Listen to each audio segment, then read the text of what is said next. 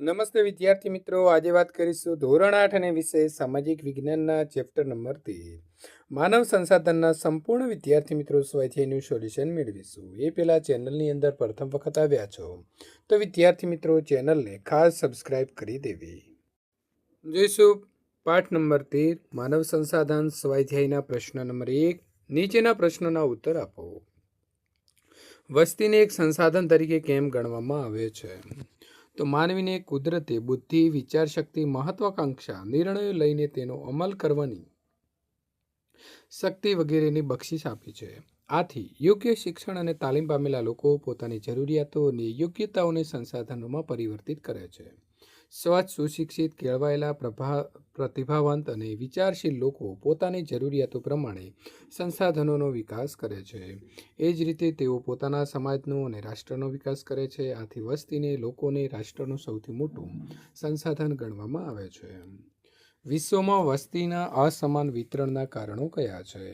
તો વિશ્વની અંદર દરિયા કિનારાના અને મુખ ત્રિકોણ પ્રદેશના ફળદ્રુપ સપાટ જમીન વિસ્તારો, ઔદ્યોગિક વિસ્તારો અને ધાર્મિક સ્થળો વગેરેમાં ગીચ વસ્તી હોય છે. ઊંચા પર્વતો, ખૂબ અસમતલ ભૂપૃષ્ઠ, બહુ ભારે વરસાદના પ્રદેશો, ગીચ જંગલો, દલદલવાળા પ્રદેશો, ખારા પાટના વિસ્તારો તેમજ રણ પ્રદેશો જ્યાં ખેત ઉત્પાદન માટે પ્રતિકૂળ પરિસ્થિતિ છે ત્યાં વસ્તીની ગીચતા ઓછી હોય છે.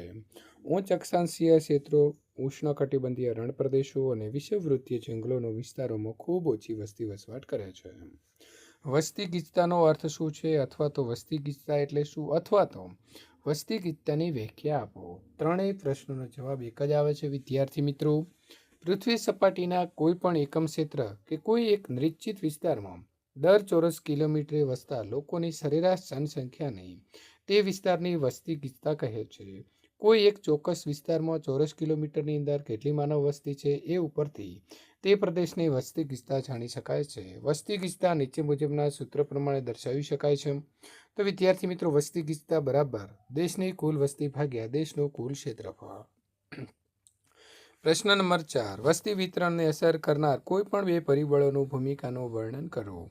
અથવા તો વિદ્યાર્થી મિત્રો, વસ્તી વિભાજન, વિસ્તરણ, વસ્તીનું જે વિતરણ છે તેની અસર કયા કયા પરિબળો કરે છે?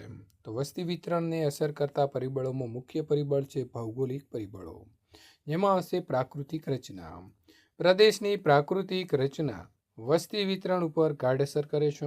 જેમ કે માનવી હંમેશા પર્વતો અને ઉચ્ચ પ્રદેશોની સરખામણીએ મેદાની વિસ્તારમાં રહેવાનું વધારે પસંદ કરે છે, કારણ કે આ વિસ્તાર ખેતી, ઉદ્યોગો અને સેવાઓની પ્રવૃત્તિઓ માટે ખૂબ ઉપયોગી હોય છે. દાખલા તરીકે ભારતમાં ગંગા નદીના કિનારાના વિસ્તારો વિશ્વના સૌથી વધારે ગીચ વસ્તી ધરાવતા વિસ્તારો છે, જ્યારે એન્ડીઝ, આગસ, હિમાલય પર્વતોના વિસ્તારમાં ઘણી ઓછી વસ્તી વસે છે. આબોહવા અતિશય પ્રખર ગરમી કે કડકડતી ઠંડી પડતી હોય એવા વિસ્તારો માનવ વસવાટ માટે પ્રતિકૂળ છે. દાખલા તરીકે આફ્રિકાના સહારાનું રણ, રશિયાનો ધ્રુવ પ્રદેશ, કેનેડાનો ઉત્તર ભાગ, એન્ટાર્કટિકાનો ખંડ વગેરે વિસ્તારો અતિ વિષમ આબોહવા ધરાવતા હોવાથી ત્યાં માનવી વસવાટ કરવાનું પસંદ કરતો નથી. જમીન તો નદીઓના કાંપના મેદાનોની જમીન અત્યંત ફળદ્રુપ હોય છે, જે ખેતી પ્રવૃત્તિ માટે ખૂબ જ ઉપયોગી હોય છે. તદુપરાંત એ જમીન ઔદ્યોગિક પ્રવૃત્તિઓ માટે સારી અનુકૂળતા ધરાવે છે. ભારતમાં ગંગા, યમુના અને બ્રહ્મપુત્રા નદીઓ, ચીનની અંદર દ્વાંગહો અને ચાંગજિયાંગ નદીઓ તેમજ ઇજિપ્તની નાઇલ નદી, આ બધી નદીઓએ ફળદ્રુપ મેદાનોની રચના કરી છે. અહીં સિંચાઈની સારી સગવડ હોવાથી ખેતી અને પશુપાલન સારી રીતે થઈ શકે છે. તેથી આ નદીઓના મેદાનો ગીચ વસ્તીવાળા વિસ્તાર બન્યો છે. જળ તો જે વિસ્તારમાં બિનક્ષારીય મીઠું પાણી સરળ રીતે ઉપલબ્ધ હોય છે ત્યાં વસવાટ કરવા માનવી પ્રાથમિકતા આપે છે, કારણ કે એ વિસ્તારોમાં ખેતી, પશુપાલન અને ઉદ્યોગો સારા થઈ શકે છે. વિશ્વની ખીણ નદીઓ ક્ષેત્રો ગીચ વસ્તી ધરાવે છે, જ્યારે રણ વિસ્તારો જે છે તેમાં વસ્તી ગીચતા ખૂબ ઓછી હોય છે. પ્રશ્ન નંબર 5. ખનિજ તો ખનિજ સંસાધનવાળા વિસ્તારોમાં વસ્તી ગીચતા વધુ હોય છે. હીરાની ખાણો ધરાવતા દક્ષિણ આફ્રિકામાં તેમજ ખનિજ તેલના ક્ષેત્રોવાળા મધ્ય પૂર્વ એશિયામાં વસ્તી ગીચતા વધારે છે. વાત કરીશું સામાજિક, સાંસ્કૃતિક અને આર્થિક પરિબળ. તો સામાજિક પરિબળ તો સાનુકૂળ રહેઠાણો તેમજ શિક્ષણ અને સ્વાસ્થ્યની સારી સગવડોવાળા વિસ્તારોમાં વસ્તીની ગીચતા વધારે હોય છે. દાખલા તરીકે મહારાષ્ટ્રમાં પુણે શહેર. સાંસ્કૃતિક પરિબળ પરિવાર, ધર્મ અને સાંસ્કૃતિક મહત્વ ધરાવતા સ્થાનો વસ્તીનો વસવાટ માટે આકર્ષિત કરે છે. ઉત્તર પ્રદેશમાં ગંગા નદીના કિનારે આવેલું વારાણસી, બનારસ, ઇઝરાયલમાં આવેલું જેરુસલેમ અને ઇટલીની રાજધાની રોમમાં આવેલું વેટિકન સિટી વગેરે તેના ઉદાહરણો છે. આર્થિક પરિબળ તો ઔદ્યોગિક વિસ્તારો રોજગારીની નવી નવી તકો ઊભી કરે છે. તેથી એ વિસ્તારો મોટી સંખ્યામાં વસ્તીને વસવાટ કરવા માટે પ્રેરિત કરે છે. દાખલા તરીકે જાપાનમાં આવેલું ઓસાકા શહેર અને ભારતમાં મહારાષ્ટ્રમાં આવેલું મુંબઈ શહેર.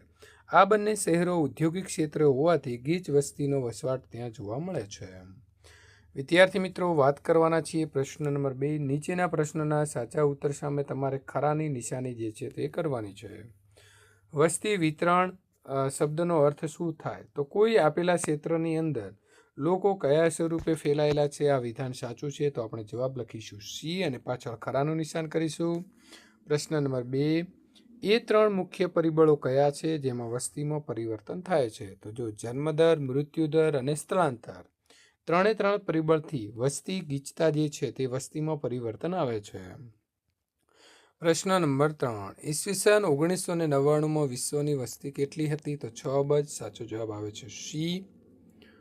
પ્રશ્ન નંબર 3. સંકલ્પના એટલે કે વ્યાખ્યા સમજાવો. જાતિ પ્રમાણ તો દર 1000 પુરુષોની વસ્તીમાં સ્ત્રીઓની સંખ્યાના પ્રમાણને જાતિ પ્રમાણ એટલે કે સ્ત્રી પુરુષ પ્રમાણ કહે છે. દાખલા તરીકે ઈસવીસન 2011માં ભારતની અંદર દર 1000 પુરુષોએ સ્ત્રીઓની સંખ્યા 943 હતી. સાક્ષરતા 7 વર્ષ કે તેનાથી વધુ ઉંમરની વ્યક્તિ કોઈ પણ એક ભાષા વાંચી લખીને સમજી શકતી હોય તો તેને સાક્ષર કહેવામાં આવે છે. સાક્ષર વ્યક્તિઓની સંખ્યાઓનો દરને સાક્ષરતા દર કહેવાય છે. વસ્તી ગીચતા. વિદ્યાર્થી મિત્રો, વસ્તી ગીચતા એટલે શું?